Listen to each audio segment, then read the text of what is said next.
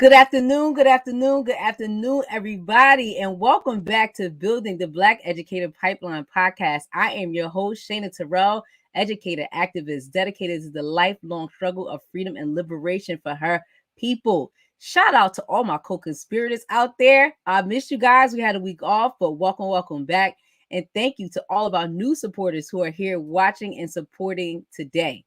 And thank you to Citizens Ed and the Center for Black Educator Development for this collaboration to create this platform for us to be able to talk to real people in the real struggle, doing the real work. Guys, I am super excited for today's show. So the theme is we will be talking about building the Black Educator Pipeline through arts, history, and education. And today we'll explore education, still the foundation of the revolution. Power to the people. We'll be talking to two gentlemen who went from armed revolutionaries to revolutionary artists. And I am so excited because these are true testaments of real people who are in the struggle for real. So my first guest today is Baba Jamal Joseph. He is a professor of professional practice and former chair of the Columbia University's graduate film program. He's executive artistic director of New Heritage Theater and Films, the founder of the acclaimed Impact Repertory Youth Theater of Harlem. He's an alumnus of the Sundance Directing Lab and the Third World Newsreel Film and Video Workshop. He joined the Black Panther Party at the age of 15 and was arrested at the age of 16. Baba Jamal has co-wrote, directed, and different works that have appeared on Stars, Comedy Central, BET, Fox, A&E, and Nickelodeon. Baba Jamal was named one of the top 12 African-American New York educators in the Daily News Black History Month issue. He has been featured in New York Times, ABC's Nightline, Showtime's Lord of the Revolution, PBS's Vanguard of the Revolution, HBO's Def Poetry Jam, and the Epix docuseries By Whatever Means Necessary.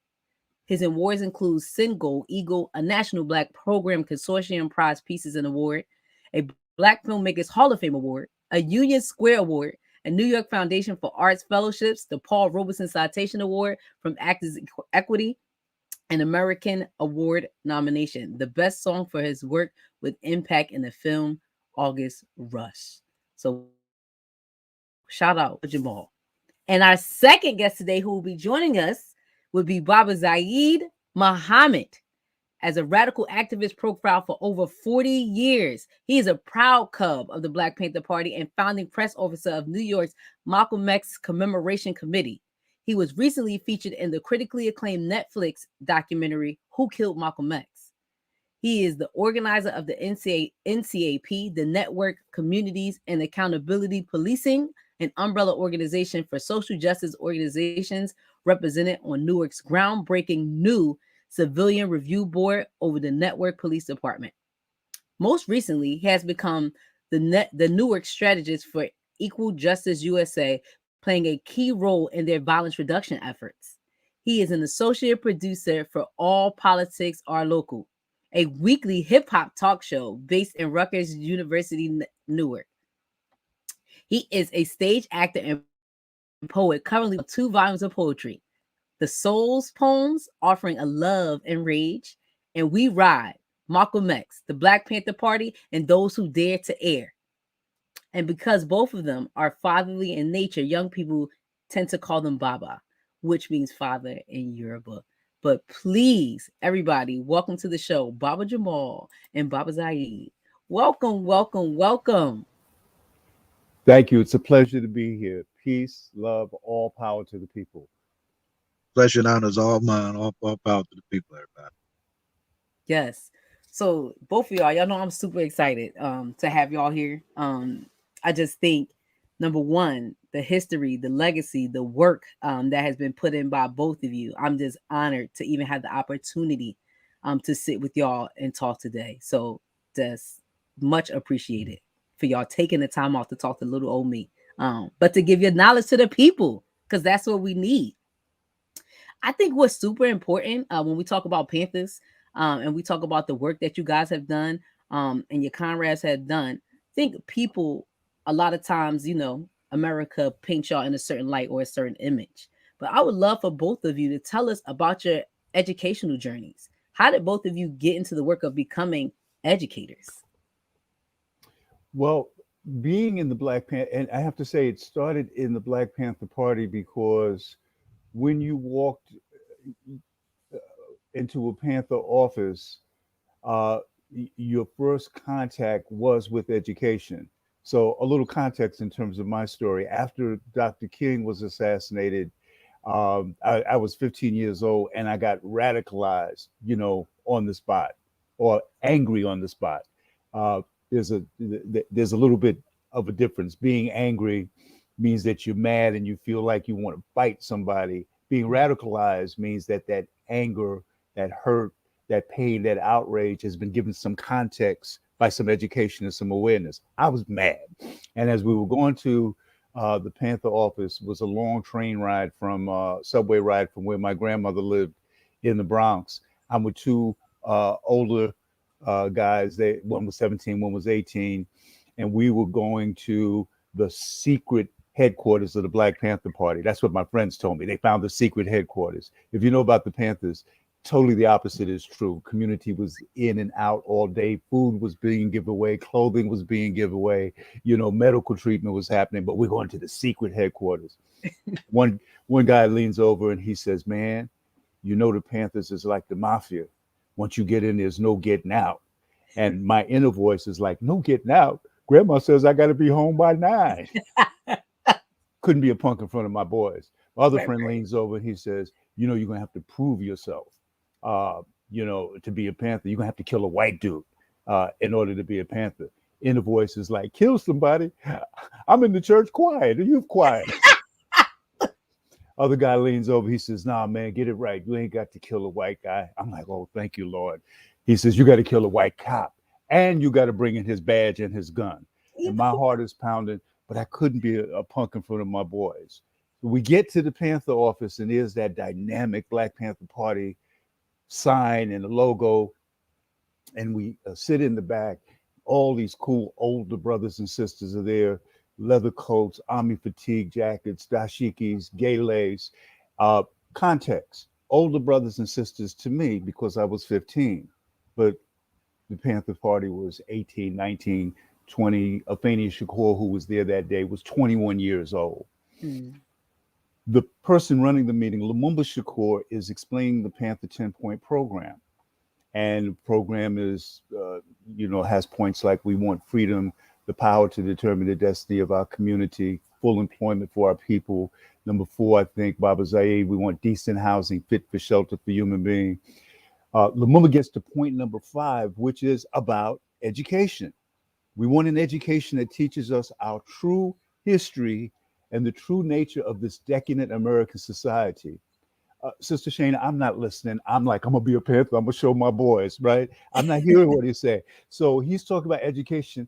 I jump up with my little skinny, big afro, 15-year-old self and go, "Choose me, brother, me, because I'll kill a white dude right now."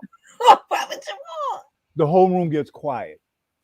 Lieutenant Lumumba, Captain Lumumba calls me up and he's behind an old desk that was at the front of the meeting. And he looks at me for a second, and then he reaches into the bottom drawer of the desk. And my heart is pounding. I'm like, look how far down he's reaching. He's going to give me a big damn gun. And he hands me a stack of books. Autobiography of Malcolm X, Wretched to the Earth by Franz Fanon, Soul on Ice by Eldridge Cleaver, Before the Mayflower by Dr. Lerone Bennett Jr. And everybody had, our red book, Quotations from Chairman Mao. Now I'm thinking, I'm, still hearing the voices of my friends, so I'm thinking this must be some kind of a test. So I said, "Excuse me, brother, I thought you were going to arm me." And he said, "Excuse me, young brother, I just did." And as I'm walking to my seat, he said, "Young brother, let me ask you a question." He said, "Since you came in here so mad at white folks," he said, "if all of these brutal fascist pig police who are beating people up, locking people up, shooting people down, if they were all black and the people being victimized were white, if all of these store owners that are ripping the community off, these capitalist, avaricious businessmen with high prices, spoiled vegetables, rotten meat, if all of them were black, and the people being ripped off were white. He said, and these jive time demagogic fascist pig politicians, he said, if all of them were black, Congress, the Senate, the Supreme Court, president, if they were black and all the oppressed people were white, would that make things correct? I thought for a second and I said, no, sir, things seems like it would still be wrong. He said, that's right, young brother. This is a class struggle for human rights, not just a race struggle for civil rights. Study those books so you understand what revolution is about. So a centerpiece to what we did, what you had to do as a Panther was political education, right? You had to go to PE class, and we used to call guns TE, right? And the saying was, boy, you need a whole lot of PE before you get to see any TE. And then to this point, not only did you have to attend and participate and learn the 10-point program and talk about, the autobiography of Malcolm X, read passages. And this is where, you had brothers and sisters who, could barely read or write, become dynamic speakers and writers in those political education classes. But it's what you had to do with it. You had to go into the community and educate the masses. You were selling those Panther papers. You were giving context to what was going on. When the kids came to get free breakfast, it wasn't just like, here's a hot meal, have a good day. It was, we're nourishing your minds and bodies so that you can be young revolutionaries, right? Let's talk about your history. Who was Harriet Tubman? Who was Sojourner Truth? Who was Marcus Garvey? Those were the lessons in the PE class. When you organized the tenants, let's talk about capitalism. Why is the building broken down? Why are they doing this? Let's talk about the relationship to what's happening, the kind of housing you have here, and the slave quarters. In fact, let's talk about the police that are trying to evict you and their relationship to the slave patrol.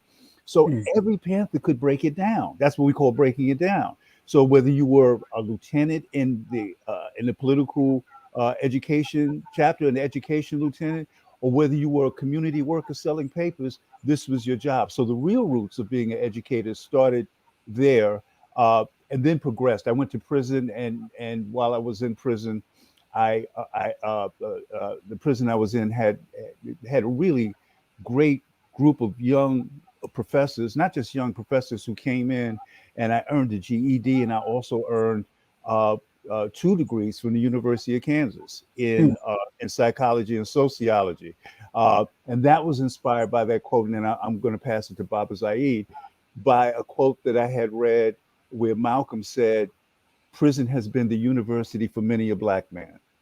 And I realized that when I got there, my job was to continue to be educated and to be an educator. Baba Jamal, I mean, just excellent journey on your road to education. And I think one of the bases of foundations that you just laid for us right now. A lot of people think revolution is about just being armed, or think that revolution is about being angry. But it's about educating yourself. And before you can do anything, you need to be educated about the movement. A political education is super important. So shout out to the Panthers for laying that foundation. I think we actually just lost Brother Zayid, but he'll be back. Well, while he's coming back, I want to speak to that point of love. Education it's interesting because when if I can go back to that anger, we feel the oppression, we see what's going on, we see it in so many of our young brothers and sisters in the community. They're angry about life. They face the same conditions that we have faced for generations. Not enough to not enough to eat or to eat properly. Housing is an issue. The confrontation is an issue. The more that you get educated, the more strategic you get about your struggle. It's right. Not unlike the martial arts, right? You go to karate school because you want to learn how to fight, right? And the more, I started learning martial arts in the Panthers, and I'm a black belt. And the more I learned, and the more I moved through the ranks, the less I wanted to fight, and the more strategic I became when I did have to fight. Education arms our mind in the same way. We become more strategic, more focused. This word love you use is so important because if you ask anyone who's a Panther veteran, and that's how we refer to ourselves, we don't say former Panthers, we're veterans, And there's veterans, there's Cubs, there's members of the extended Panther family. But if you ask any Panther veteran, what we were taught to believe above all other things, we know that you had the 10-point program, the 26 rules of discipline. You know that you did political education class several times a week, if not every day, mandatory. But if you had to tell us one thing that you were brainwashed to believe, Panther veteran, above all other things, what would that be? And I guarantee the answer will be this or similar to this. We were taught to have an undying love for the people and serve the people, mind, body, and spirit. And that is the most powerful motivator they are. And you talk about Panthers who are willing to die and, and take it to the mat, with the police and with the FBI and everybody. You're talking about love? Yes, because you're fighting for a cause greater than yourself.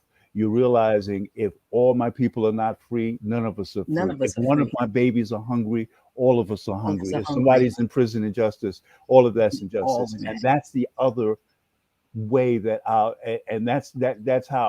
armor. You know what I mean? We have the political education, we have that fight, we have that swagger, but that armor is an undying love for the people. That's what lives in your heart, and that's what keeps you motivated.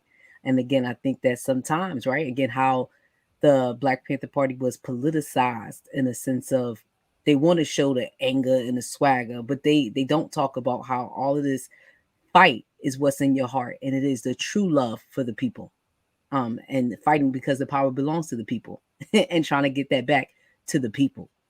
Baba Zayid, you're back. Shout out to you.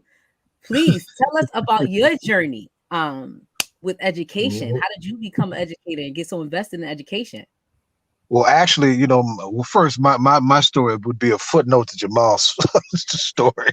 He did half of the show with his intro, into which I say right on, because I stand squarely on Jamal's shoulders and particularly the shoulders of his comrades as the legendary New York chapter of the party. I mean, one of the things that is important to appreciate about the party's history is that the party, was launched out of Oakland, but it was a national organization.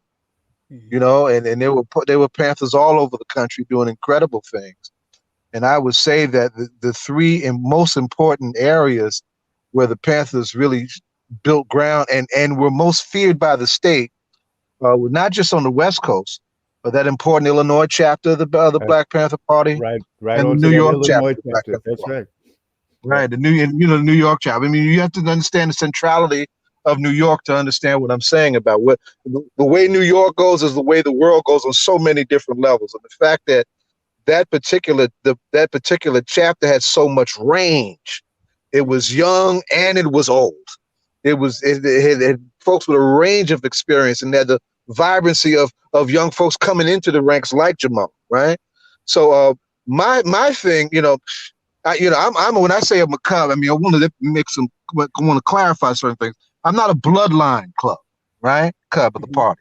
I'm a Cub that has done some work with some serious Panthers, after those, active years of the party, particularly Dhoruba bin Wahad, when he came out of prison. I helped him form what was the Campaign to Free Black and New African Political Prisoners.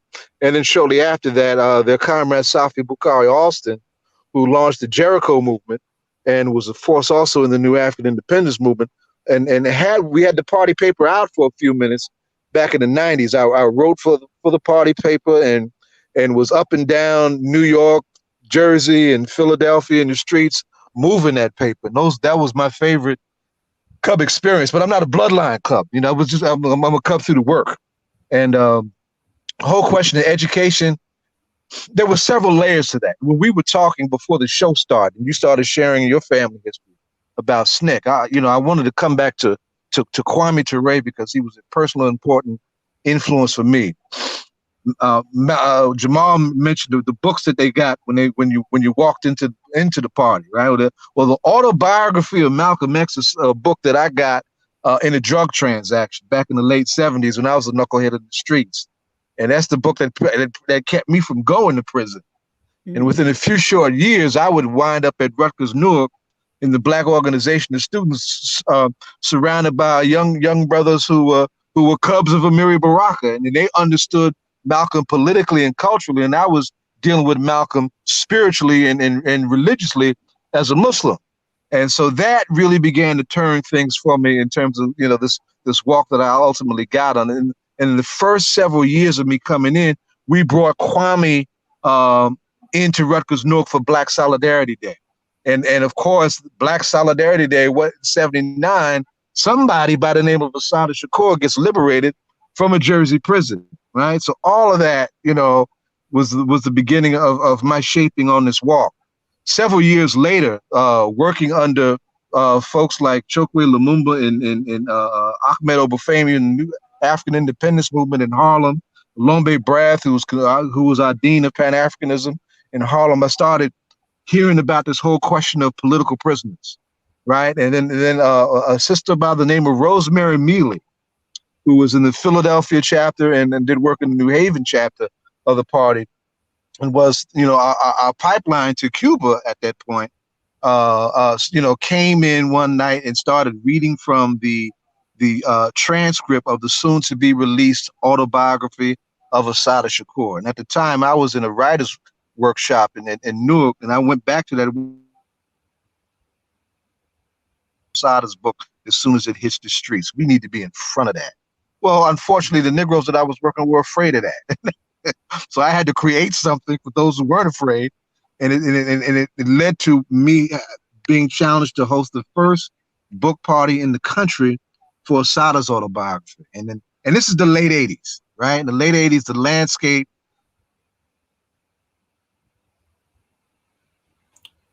Baba, did we lose you? I think we did. When he comes back, I want y'all to know where Baba is, all right, because he out in these streets right now. That's why he is on his phone the way he is, but I'll allow him to talk about that when he gets back. But yeah, Baba if I can dare to comment on the point that I believe Baba Zayid was about to make. Of course. The late 80s, the 80s, but especially the late 80s and early 90s, it wasn't a popular thing to be a Black revolutionary. It wasn't a popular thing to talk about, the Black Panther Party and political prisoners in the Black Liberation Army. So it's not like now where it's a bad badge of honor. Yes. Baba Zayid, I was trying to channel what at the point that I think you're going to make and hand it back to you. Like it was rough in the late 80s and the early 90s to do the work that you were doing. There was no popularity contest. You would get fired from a job. Bobby Seale told me how, he would go. Bobby Seale is the co-founder and chairman of the Black Panther Party. And when he came out of prison, he'd go to get a job and the FBI would show up the next day and make sure he got fired. You know who it was. So doing that work, and especially what you were doing with Assata's book, was, how some of the old folks said, boy, you're looking for some trouble, in terms of doing that work. It's not like now when you go Panther Party, great, can you, can my children meet you? Can you come speak at our event? It wasn't the same thing. So I was just trying to fill in for you on that point, Baba. So go ahead. Yeah, somebody tried to call me on this thing and it knocked off my connection. I apologize. But yeah, but that's infiltrate. Don't let him. Yeah. So you're right. I mean, Jamal is dead on. I mean, it was a difficult situation. It was a difficult time for all of us trying to figure out how to do this work. He had just gotten out of prison rightly around that time, right? As soon as I got hold of him, I brought him into a series that I started after we did Assata's book, because we did the book party, but then we said, what next? There's this all these questions and all this, aura about, what the Black Panther Party was and what everybody went through that would have Assata wind up in Cuba, and some of her comrades dead, and there's so many that we didn't even know about, who we now know have been in lockdown in prison for years. So I started a oral history project, a community-based oral history project called From the Womb of the Whirlwind Towards the People's History of the Black Panther Party. And anybody who I could find that had access to, it was in the party's ranks, I would bring them in Newark and have them tell their story, And it started with Dhoruba, when Dhoruba got out, and as we were doing that, folks who were like not as visible, or hadn't been terribly visible in the years, got wind of what I was doing and said, "There's this young brother that we got to put our hands on. That's just trying to figure out what we're doing, you know." And we had some brothers in Jersey City, Breeze Barrow, who's now an ancestor, got hold of me. Kim Holder and Mark Holder, who joined the party almost as young as Jamal did, right? Out of Jersey, who went into New York, and that's a whole another story. How the work was spread all over the country from no matter where you came from. You were definitely in a national organization doing national tasks, right? But those kind of folks, I would bring them in. They would tell their stories. And it would be the basis for other community organizing that we began to do around that. Black Panther Party had 62 community survival programs, right? And I tell young organizers, if you're interested or fascinated about some places where to. I was about to say they probably calling Baba again. But he was hitting on another point, Baba. Trying to figure out the Black Panther and given the same survival issues, right? Look at what you can practically do in the space that you occupy and start there. A lot of our folks are hungry. A lot of our folks are, struggling with housing. The party revolutionized the whole question of rent strikes, right? Is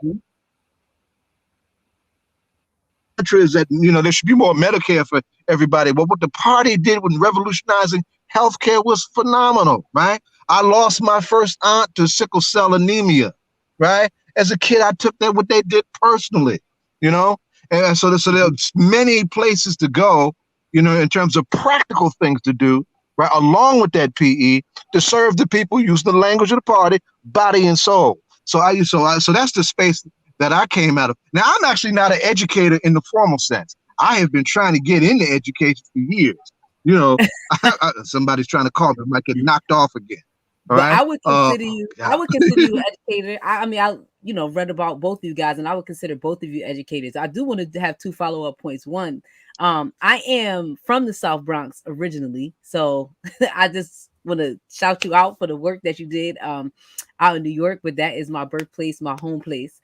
And then the next thing, and Baba Zayid, you were on this track, but I'm really curious to hear from both of you about what principles can young activists today learn from the Black Panther Party. I'm sure you guys are all seeing it now, right? You have the Black Lives Matter movement going on. A couple of years back, people were trying to revive the new Black Panther Party. With so many things that young people are trying to grasp onto or trying to do the work to be revolutionaries. But what kind of principles, lessons can they learn from the Black Panther Party that we feel like can stick to make a revolution successful in current day? I think Baba Zayid hit on a key point, which is the programs of the Black Panther Party, the survival programs that were based on the understanding that you organize people around their needs. Students and intellectuals, you can organize around ideas. Folks who are struggling to survive day to day, you organize around their needs. So freedom is an abstract concept to someone whose stomach is growling, right? Liberation is an abstract concept to someone who is sleeping in an unheated apartment, with rats running about, or sleeping, on a park bench. So what the Panthers did with these programs was to say, we're in the community every day. And the beauty of the survival programs was that people were participating in their own liberation. So it wasn't just people just dropping off their kids in the morning. It was parents, it was moms, grandmothers, grandfathers, city workers coming in, helping to feed those children. This is how these programs survived after the all-out assault on the Black Panther Party. People were coming to volunteer in those clinics. There were young professionals, there were medical students. This is why this model that we have of community medicine, I was invited to speak a couple of months ago to a group of 50 young doctors in a community clinic that I go to because they wanted to hear more about the Black Panther Party's community clinic program.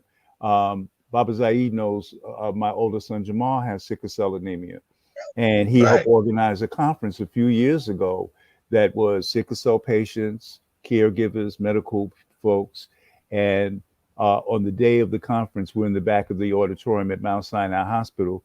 Jamal is tired from all of the work. He's in pain, having a mild sickle cell crisis.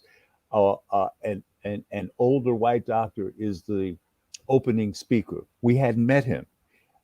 He didn't know we were there. And his opening remarks to this conference was, were it not for the Black Panther Party, the awareness about sickle cell would not be what it is. They are the first not only to educate around it, but to do testing in the offices, on sidewalk testing, that idea that you could do sidewalk testing, that you could bring medicine to the people. So to the young activists, we always say you have to be in the community. It can't just be at a crisis moment. Sure, people will come out, for a day or for a few days to march. But real organization is around people having something to work toward every day, and to recognize that oppression is a multi-tentacled octopus, that it's strangling on all levels. If you can teach people that, how to organize in that, we had a saying that we'd say in the movement that everyone can be a revolutionary. Everyone doesn't have to be a Panther, right? So let the teachers teach, let the bakers bake, let the healers heal, let the artists create, but let them do it with a revolutionary consciousness and a revolutionary spirit. Yes. Baba Zayid, you got something to add? Yeah, I mean, there's so many places to go with that, but I mean, let me come back to the question of political prisoners, because one of the issues that we're dealing with in this rally, that one of these rallies I'm dealing with, is reparations, and I do not let our forces, even the most elder forces in the reparations movement, raise up that question without raising up the question of our political prisoners. And why is that important? Because reparations is about the repair of damage, right? As a consequence of our oppression, spinning off of the colossal crime against humanity that is the transatlantic slave trade and the domestic slave trade here in this country, and the residual racial oppression that we have faced since then and are still facing. And that necessarily means that those of us who have stood up against that oppression and who've been paying the price with their lives, we got folks in prison for decades, right? Sundiata Kohli, I'm in Jersey, so we're really working hard around Sundiata's case, because this is a Sada's co-defendant, right? Folks are excited about this new relationship with Assata. Assata's in exile.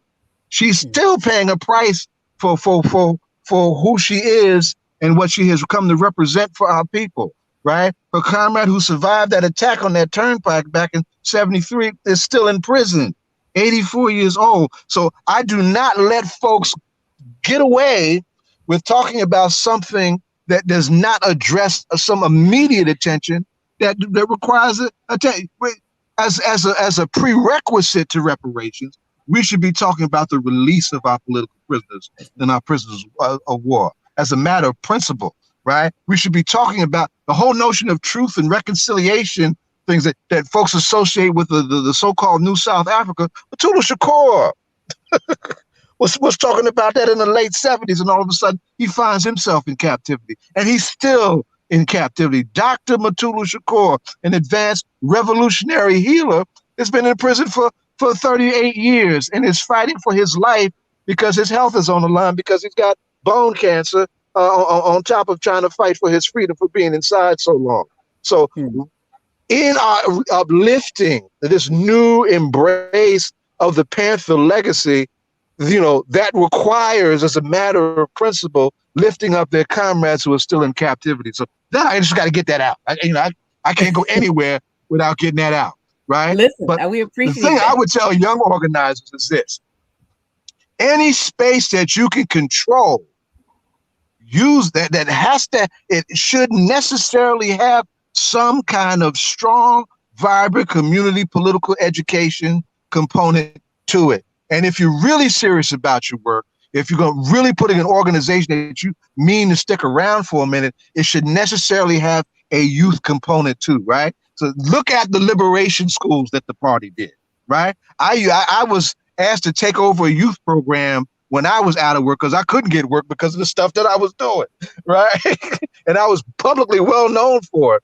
But an elder from my community put me in charge of youth programs. I said, let me use the freedom school model to run it. The liberation school model would scare the hell out of you, right? But let me use your local history that y'all not talking about, about your race, men and women, to uplift these kids. Wow, you could do that? I said, yeah, we could do that. Of course, I infused it with some stuff that went beyond the script, and even with that. But, those are spaces that you can control. You put your hands on those children, you didn't be surprised after dropping those seeds, how those seeds may sprout and how boldly they may sprout when they do. And, and when they do, they can then position themselves to take what you've been trying to do somewhere else. So though I would say those things are important to do. But the other thing I would say is also is that, the points of attention that Jamal mentioned about, people don't pay attention to that, right? One of the things that I'm proud about this particular moment is that so much of this particular moment is being led by young women, right? So in this battle against fascism and racism, we also need to be battling against sexism, right? Well, daughters, I need y'all to, to be virulent about your brothers and anybody coming into your ranks being disciplined to your principles and your protocols, right? Because that'll be your best cover along with your politics from the dangers of COINTELPRO and repression, right? That's really important for that. I need y'all to wrap your heads around that, because we want y'all to go beyond where my big brothers and my big sisters went in the party. I want y'all to go beyond where I've gone, and take this to the next stage, right?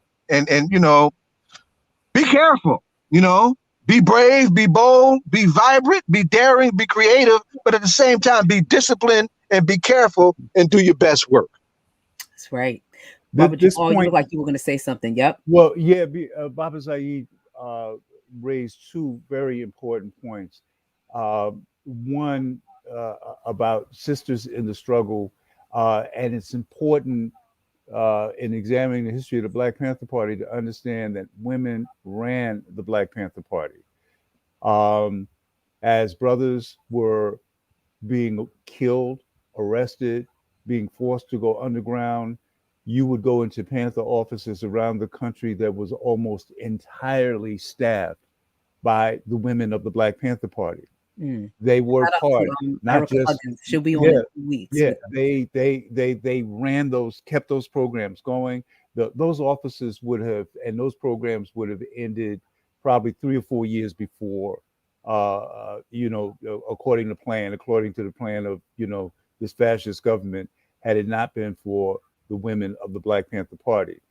So when sisters, when you do that study, understand that kind of work and stepping boldly into those leadership roles and bringing perspectives that you have. I wrote about this in my book, in Panther Baby, and I'm adapting the book for a series that we hope will be on Stars. Okay. And the episode that I just completed, that I have to edit and turn in later today to Stars, centers around a rent strike and centers around a confrontation that happened with the Afeni Shakur and with a guy named Yewa, who turned out to be an undercover cop. There was a rent strike. Some people had come into the office wanting the Panthers to help them with their, with the problems they were having with their building. Things we talked about earlier: no heat, rats in the building, lead paint, and Yewa jumps up and he says, we know who the slum lord is. We should go from his, drag him from his mansion in Long Island, bring him back to Harlem, have a people's tribunal, stuff a rat in his mouth and lynch him from a lamppost. And we'll go like, right on, let's do that. The young brothers were on fire. And Afeni says, and what would that do to the people in that building? Except invite the police to come and arrest and murder people. And how does that educate the people about what they have to do, what organizing is about? So this being in the community and this organizing and the wisdom and the compassion that the sisters were brought to see all sides of that issue was so important. And here's a great lesson that Afeni taught me. She said, the goal of the Black Panther Party is not to have every man, woman, and child in the Black community become Panthers. The goal is to teach by example the possibles of struggle and liberation, how to struggle, how to win. And if we do our jobs, we will make ourselves obsolete. You won't need a Black Panther Party because the whole community will be this revolutionary force in this revolutionary family. And the other point is mentorship. For educators, the thing that Baba brought up about the freedom school models and the liberation school models, it wasn't just that we were protesting the lack of education. When they had a big teacher strike in New York City, we cut the locks on the schools and had classes. We kept the schools open. Teachers may be, struggling because you want more pay, but our children need to learn. And then when the strike was over, we continued to have that. And so educators, I know that you may be frustrated, in your particular school district or where you are, but it doesn't have to be within the four walls of that particular school, junior high school, middle school, university. That mentoring is such an important thing. That small groups, these young men and women that you take under your wing, to have a film club on Saturdays, maybe where you just watch and discuss, kinds of, film and television. If it's a martial arts program, I run martial arts programs that have political education. I'm the co-founder, along with my wife, Joyce, and Rosa Rivers, of a group called Impact Repertory Theater, where for the last 24 years, we have been using the creative arts to empower young folks to tell their stories. And if you meet one of the young people in our program, they said, when you can combine arts and activism, you have an artivist. And they will say, we are artivists.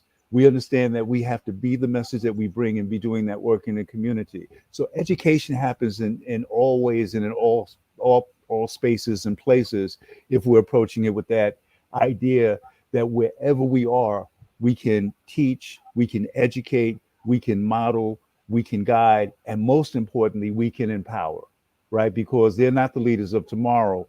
If we pass the torch, they are the leaders of today. That's right. Hearing you and Baba Zayid speak also brings up something else for me. That's super important. Like, it's one thing to have young activists and be out doing the work. But I think one of the gaps that folks miss in doing revolutionary work is actually involving and talking to young people. So I would love to hear about, why do you think young people were so attracted to the Black Panther Party? And like, what were some of the strategies that the party used to recruit young people into the ranks? Uh, one of the things is that if you look at the civil rights movement, it felt like it belonged to older people. Um, Although we know that's not true. It's not true. Leadership, was a little bit older, but even then, as we look historically, Dr. King and Reverend Abernathy. I mean, Dr. King was 38 years old when he was assassinated. El Hajj Malik Shabazz, Malcolm X was 39 years old. But the Panthers came along wearing leather coats that everybody was wearing on the street, shades, rocking afros. So there was that coolness and that swagger factor. And the Panthers took time to talk to the young folks. When they came into the Panther offices, they weren't turned away.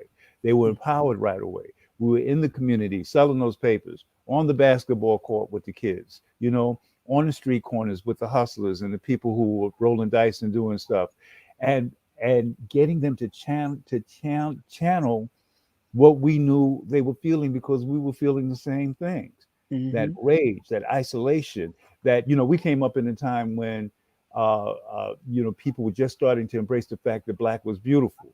A few years earlier, it was, if you're Black, get back. If you're brown, stick around. If you're white, you're just right. Being called African was a diss. It was like literally a diss. Being called Black was a diss. People would be like, your mama's so Black. She went to night school and got marked absent. Oh yeah, well, your mama's so. Brother Jamal. But then we turned that around, where Blackness was a beautiful thing. We understood that we were being, no one did it better than Brother Jamal, H. Rap Brown. So one of the first things the first speeches I heard was Rap Down, breaking down what it was to be brainwashed. But he did it in such a cool way, right? The dozens, on the street, right? Precursor to rap. And he would say, you've been brainwashed. Mm. He said, look at you. You wear black to funerals and white to weddings. Angel food cake is white cake. Devil's food cake is the black cake. In the Mhm. movies, the cowboy movies, the good guy always wear the white hats. The villain is dressed in black. Black. And Yeah. then Rambo said, even Santa Claus. He says, now you tell me how in the hell a fat redneck camel breath honky can slide down a black chimney and still come Still out come white. on I'm white. telling you, you've been brainwashed. So Yes. if you hear that speech, compared to the I Have a Dream speech, which is a powerful, Mm. amazing speech, as a young person, you're gravitating to the coolness of it. And that's why I say that our young educators and mentors have the ability to really reach and touch those kids. And they'll get so much, even just spending the afternoon just just having a meal with you. You know what I mean? Mhm. Take them to a pizza shop, or just walk with them, or watch a movie, or talk about hip hop. Um, play Nina Simone's Four Women, and then play Kweli's Four Women, and show them how he took that song and put a beat to it, and it made it this historical, masterpiece. So Yes. all that's so important. That attraction and that swagger and that boldness, that channel, that we're still feeling the same things today, which is why there's an explosion of young people joining gangs. They want to be something that's rough and tough, that's outside the system, that feels like family. Well, Mm. what does that sound like?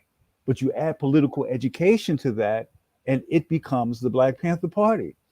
This is why Fred Hampton was such a brilliant organizer, that he could go to with Cha Cha Jimenez and politically educate Cha Cha and Discover, and the Young Lords street gang, which was the roughest, toughest street gang, Latino street gang in Chicago, became the Young Lords organization, and then the Young Lords Party. It's why people from the Black Disciples and from the Blackstone Rangers became Panthers, because they were able to recognize that anger, that roughness, and that toughness, but that direction, that political education, and that love.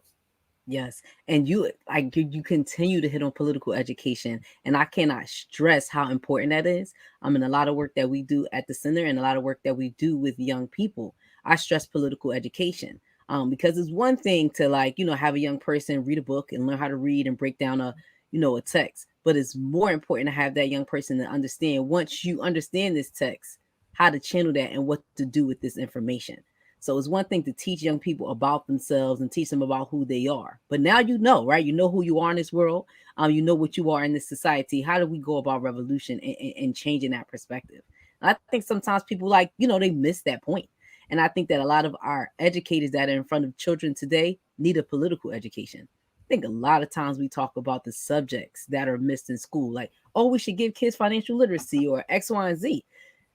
Say that's important, right? Like, folks need to understand how to navigate in America in a capitalistic society. But what's more important is that the people who are responsible for changing the minds of our young people, if they don't understand how the world works, if they don't understand political education, then what are they teaching our children?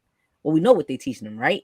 American indoctrination and how to be robots. But I That's feel right. like that's why the presence of the Panthers was so important, and is stressing on political education. And I would love for our young people to be way more educated about the Panthers and their movements, because they will understand these weren't just these rough, tough black people with guns. Like, that's they weren't out here just shooting and killing people, right? It was about self defense. That point gets missed all the time. Um, so I would love to also hear your perspective and your views on, with the current state of our nation, especially the shooting of unarmed black men, right? Still happening today. What do you think about the reinstitution of self-defense and police in our own communities? Do you think that should be reinstated? Yeah, I think it's really important to be vigilant in terms of what's going on. And in the South, there were organizations like Klan Watch, and then there have been Mhm. organizations, the Malcolm X Grassroots Collective, Deacons of and defense. so, yeah, Deacons of Defense, that knew that two things, that so the Panthers, um, point number 7 of the 10-point program was, we want an immediate end to police brutality and the murder of black people. But what self-defense looked like, and the original name of the Black Panther Party, the Oakland uh, uh, Black Panther Party, was the Black Panther Party for Self-Defense. The 10-point program recognized that self-defense police brutality was one point, and that's, when Huey Newton and Bobby Seale wrote the 10-point program that covers health and education and housing, all of those things. What they did with that was that they began those community patrols. They were there to protect the community. They were there in certain areas where the police were known to be brutal. And when they would show up, the Panthers were there. I'm going to come back to education, with legal weapons, with shotguns, but with law books. And they would read the rights to the person that the police had stopped. And they would also read that they had a right to observe, that they were the legal distance away, that they had a right to bear arms, and they had a right to self-defense. Mm-hmm. The level of police brutality dropped, to almost zero because of the Black Panther Party. And this, of course, made California state legislature change the gun law, saying when we said that anyone could carry, we didn't mean these militant Black folks up in Oakland, California. Right. So self-defense looks like, especially, look, I know, fellow educators, I know, history professors that live in Michigan, who, live in the suburbs or live in rural areas, who are arming themselves in case it gets too crazy with those militias. But mm-hmm. Self-defense doesn't mean a shooting war, right? It means that organization, and it does mean those community patrols in areas where you can't legally carry the weapons in that way, so that the police know that we have eyes on them, so that young people know that we have eyes on them, and that we understand the laws and understand the rights. And this is where your network becomes important, because not only did the Panthers observe what was going on and advise people of their rights, if a person did get arrested, a Black person in the community, they followed them to the precinct and they had a bail fund. Yeah. And if they didn't have enough bail, or if the case was serious, there were young lawyers and law students, Black and white, that they would call that could represent people. So when you talk about that self-defense network, it goes beyond the idea, well, like in Kenosha, you know what I mean? This guy had an AK-47, so I'm going to get an AK-47. There's really not a one-on-one win just confronting it in that way. So we have to understand the total idea of self-defense in terms of community patrols, community awareness, a network. People were coming to the Panther office in Harlem. We weren't able to carry guns openly, but they'd come in and they go like, man, these cops, these pigs, they're beating up this young brother. And we get out there and intervene. But it wouldn't just be us. This is also something that I wrote into this episode, that the community would come out in droves and oftentimes back the police off, right? Mm-hmm. People were taking photographs even back in the day with their little cameras and their Polaroid cameras. Bobby Seale talked about it years ago, before we had cell phones. He said, if the Black Panther Party was starting today, and this is Bobby speaking about 20 years ago, we'd still be on the streets. He said, but we'd have cameras and laptop computers. Well, now we have all of that in our pocket, and we've seen the power of that. Beyond the outrage of it, beyond capturing the moment and protesting after it's happened, what can we do to be that presence that, first of all, people are not putting themselves in certain positions? We had something called legal self-defense, booklets that we would give out. The cops did have a right to ask you for your ID. So have your ID, right? But beyond your name and address, you can let them know, if I'm not under arrest, I want to go. I'm a minor. I want to speak to my mother, my father, or I want to call somebody. This card is a lawyer. I want to call this lawyer. There's a way to create self-defense in the consciousness of our kids, so that they're not like, just respond, why are you effing with me? Get out my face. This is George Floyd's all over again. Get out my face, which we know is a trigger point, right? For them to do that. So in the broad context of what self-defense is, yes, we need to be ready on all of those levels. And again, just the level of organization, right? The level of organization that takes, and the trigger effect of that, right? So you're organized enough to where the Panthers can go out and have eyes on the police, but the community feels safe enough to come out and back you guys because they know that you're going to back them. That's right. Whereas, it's a lot of talk and a lot of rhetoric right now. Oh, people in the community don't unite. They're not together, X, Y, and Z. People don't feel safe. People don't know what's going to happen if they band together. But you have this powerhouse organization that's like, y'all got us, we got you. And if we work together, right? Y'all showed the example of how that can go. And the networks, like, so having networks of people, of lawyers, of people who can put together bail money. I mean, that's unspeakable. Because when you spoke earlier about folks ain't worried about a revolution or liberation when I'm hungry, I ain't got no heat. People aren't worrying about those kind of things. So I've explained to people before, just like people aren't going to be worrying about or wanting to go out and protest in March if they are in fear of, I'm going to get locked up, I'm going to get arrested, who's going to worry about my children? And we don't have these networks of people who are going to come in and say, hey, if so-and-so gets locked up, we got this pot of money. Or if so-and-so goes out here and we know they're demonstrating, who got the kids? We don't have those communities of networks that are set up to kind of lay that foundation for folks to feel like it's okay to go ahead and protest, or go ahead and, raise Cain and start a revolution. So it's very important. And these are lessons that we understood. I mean, these are lessons from the civil rights movement. Yep. And you'll see the tie into voter suppression in a second. In the civil rights movement, they knew how to come in and do ground organizing in the community, teach people where to march, where they wanted the elders, where they wanted the children.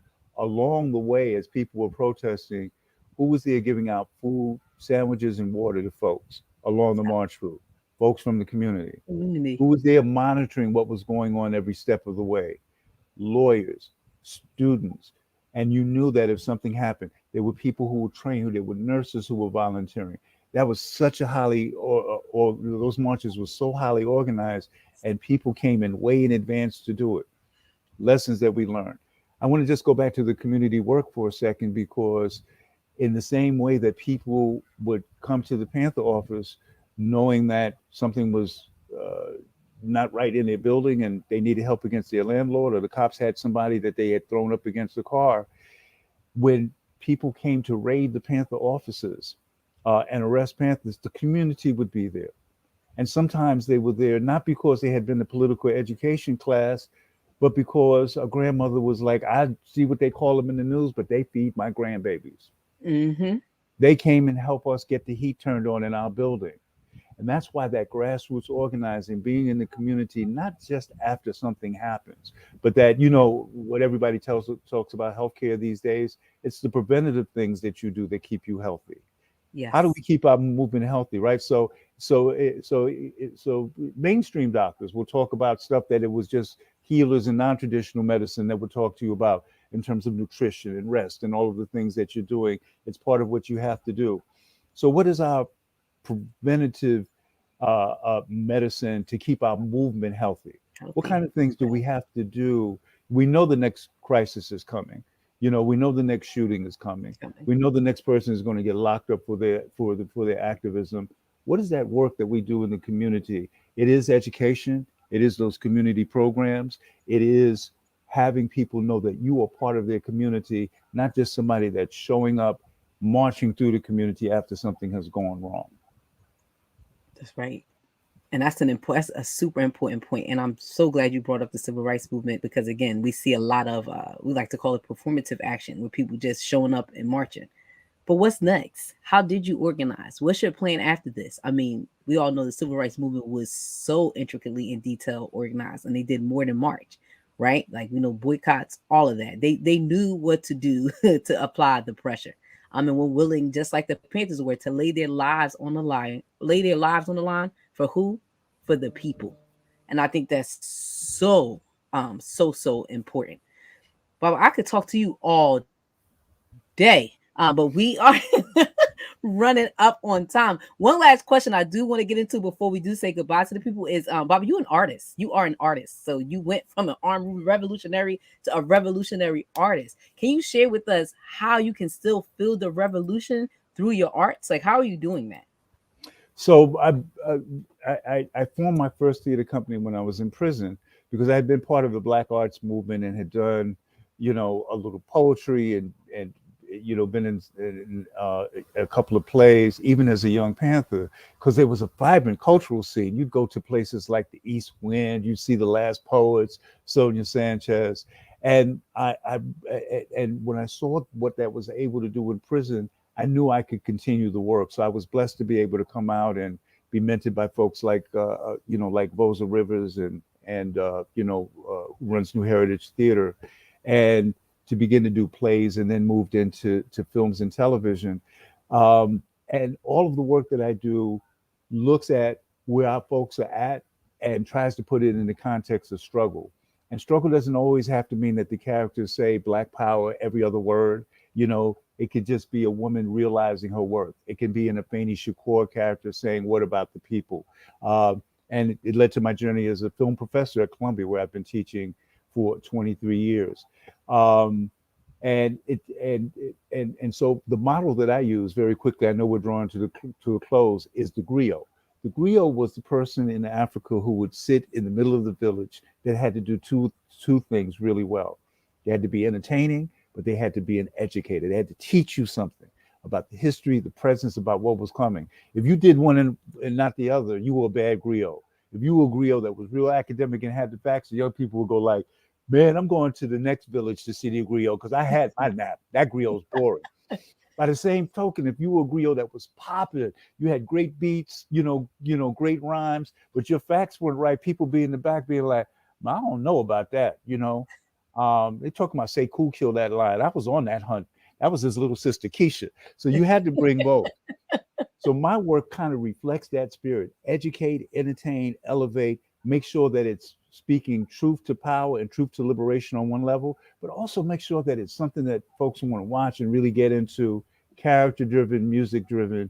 And in that way, we elevate, entertain, and educate.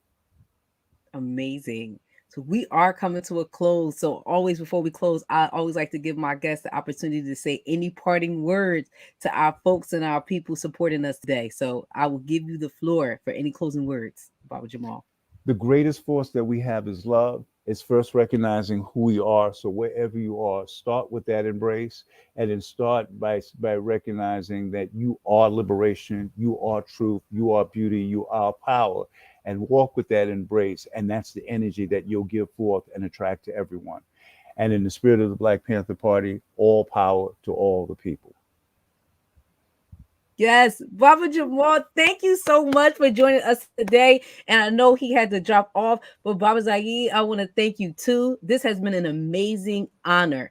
You guys don't know how much and how grateful I am to be able to do this episode and have this opportunity, because this is one of my favorites. But thank you so much for spending time with us today. I hope that we can have you on again in the future, especially when one of your works premiere, to come and talk about it. You always have an open seat here on Building the Black Educator Pipeline. So thank you so much. And to our co-conspirators out there watching today, shout out to y'all. We'll see you here again next week, same time, same place. Peace, y'all. Peace.